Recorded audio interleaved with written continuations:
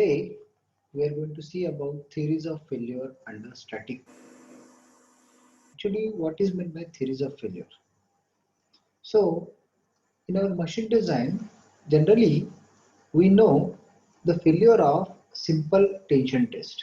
In simple tension test, when the particular material is subjected to axial loading, then it is a deformation, and under the deformation, that particular material is get failed.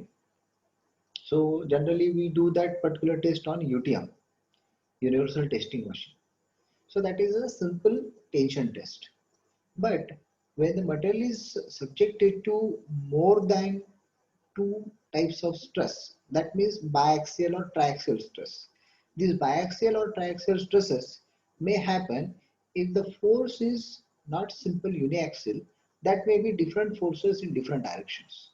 So when such type of condition is there, so it is very necessary to predict such condition by using some different assumptions or by using some different theories. So those theories are called theories of.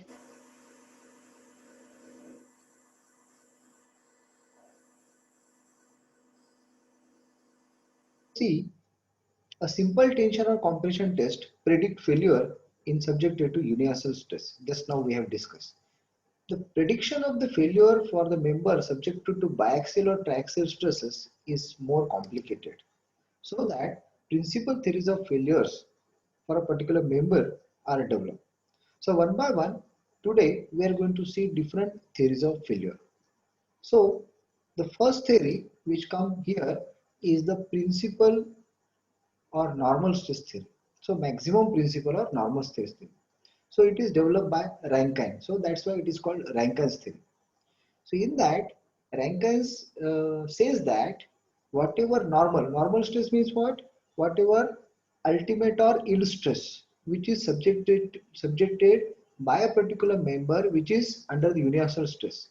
So if the particular object is subjected to axial stress and it is developed some yield or ultimate stress, so that is called maximum principle or normal stress. So based on that, Rankine theory is there. So the failure or yielding at a particular point in member when the maximum principal normal stress theory in the biaxial system reaches, so the limiting strength of material is in simple tension test.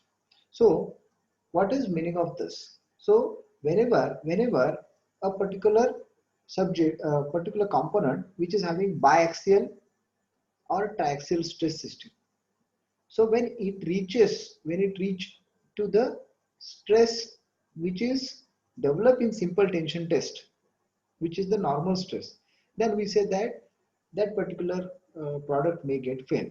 So the failure or yielding occur at a point in a member when the maximum principal normal stress in the biaxial system reaches the limiting strength of the member in simple tension test.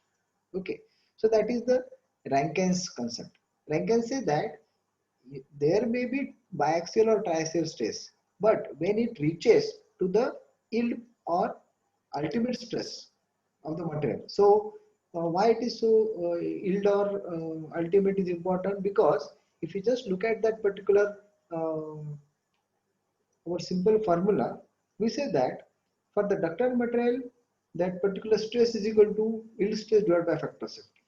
For the metal material, it is ultimate stress by factor safety. So if these are the two particular stresses for the ductile or the brittle material reaches in the biaxial system, so material is failed. So that is the Rankine's theory. After that, there is a maximum shear stress theory. So as we say that in biaxial system, there is one stress in this direction, there is one stress in this direction also. So that means both direction or any two directions are important. When such two directions are important, there may be chances that that particular material get shear out also. So that is on that particular basis, Guest or Tresca has developed this theory. So in that, they say that normal stress is not important, shear stress is important.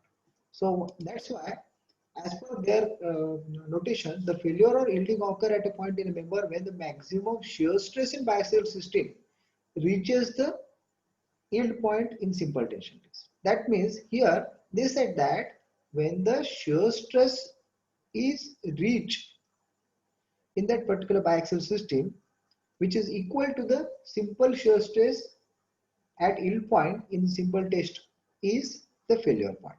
Okay, so in this you can just see the tau maximum shear stress, tau max, is equal to tau yield divided by factor of safety. So that is the maximum stress that can occur in that particular biaxial system, that is the failure point in the particular component. So that is the assumption of Guest. So after this Rankine and Guest, the third theory which is developed by Sand Vannon is the principal strain theory. So he said that Rankine is wrong or your Guest is wrong. So stress is not important, strain is important. And the strain which is principal strain, means when the body is subjected to particular tension test, so there is a deformation. That deformation is important when we think about that particular biaxial system. Okay, so the failure of welding occur at a point in a member when maximum strain in the biaxial system is equal to the simple tension test strain. So that is the Sand Vanon's principle. Sand Vanon says that the strain is important. So if you just look at that particular formula, you'll find that epsilon max, which is the notation which is used for strain, maximum epsilon is equal to strain in one direction and strain in another direction. Sigma 1 by E, sigma 2 by m into E. M is the Poisson's ratio. Okay, so that Poisson's ratio gives us the relationship between lateral and linear strain. So that you also know, as we have already studied in Stanhope model. So here the point is that the maximum principal strain in theory is important as per Sand Vannon. So this is the third statement, or this is important statement which consider principal strain. But again, there is one more theory. So that is Higgs theory. So in that particular theory, he said that stress is not important, shear stress is not important, strain is also not important, but the energy which is stored, which is in the form of strain energy, is important. So here he said that when the failure occur in a point in a member, when the strain energy per unit volume, is the strain energy in the biaxial system is equal to a strain energy in the simple tension test, which is because of simple tension action. So strain energy at yield point is important. So this is the formula which is generally considered for the strain energy. So that particular theory is based on the strain energy. Again, there is a one more theory which is maximum distortion energy theory. So Henke and von Mises, these two scientists has developed this theory, which is the strain energy in shear direction. So failure of yielding occur at a point when the distortion strain energy, which is also called as shear strain energy, per unit volume in biaxial system reaches the limiting value of the particular energy in the simple tension test. So these are the again formula for that.